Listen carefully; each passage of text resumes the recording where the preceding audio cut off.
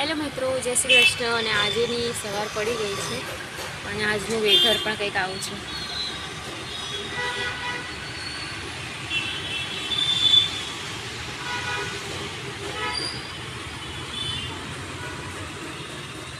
સાપુતારાની યાદ આવી ગઈ મને.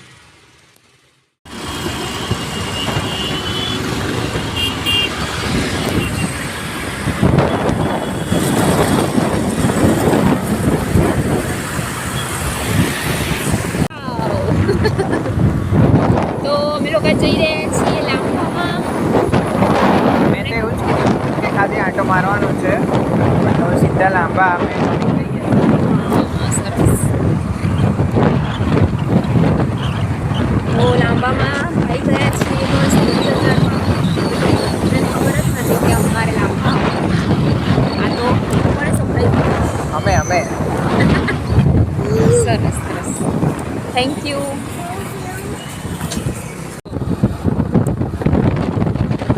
હવે આ એરિયામાં પણ સારી એવી ફેસિલિટી કરી દીધી છે નહીં? હા, આ એરિયામાં પણ બંગલા છે, સારી એવી ફેસિલિટી આપે છે. હવે નિહાર આ બાજુ હા.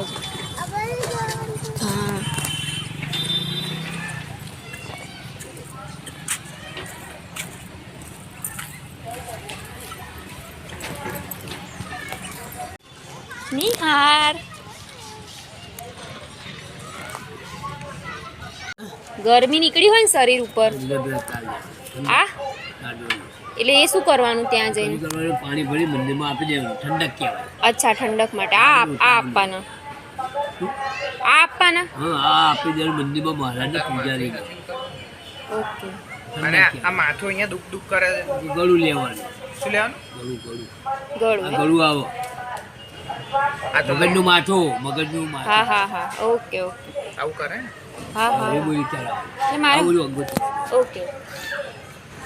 આખું શરીર લેડીઝમાં બાબલો ભાઈનું લેડીઝ જેન્ટ્સ આવું નહીં ચલાવી દેવાનું. ઠંડક તાવનો કાઢોડી લીલા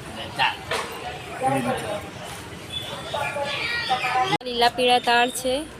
શરીર પર ગરમી નીકળી હોય તો, અને માથું દુખતું હોય કેવું તો માથું લેવાનું. હા, આમાં પાણી ભરવાનું.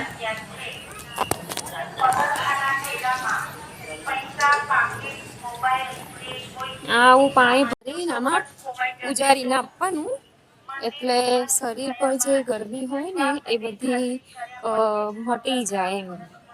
એટલે કંઈ પણ તકલીફ હોય એ બધાનું અલગ અલગ નિવારણ આવતું હોય છે આમાં. અહીંયા આગળ ઘણું બધું મળે છે.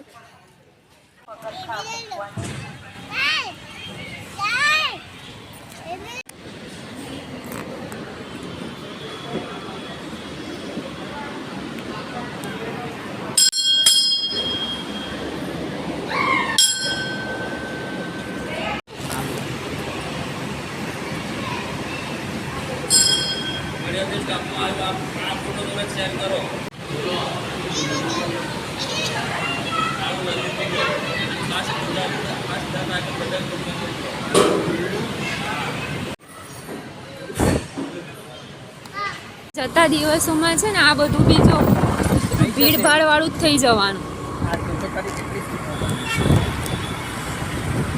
હવે અમદાવાદમાં પબ્લિક એટલી બધી વધી ગઈ છે ને કે આટલું ઓછું જ પડે છે. જો નારોલમાં જનરલી બધી વસ્તી કોઈ આવે નહીં ને રહેવા અહીંયા, એટલે ભાવ બી ઓછો જ હોય આ બધું.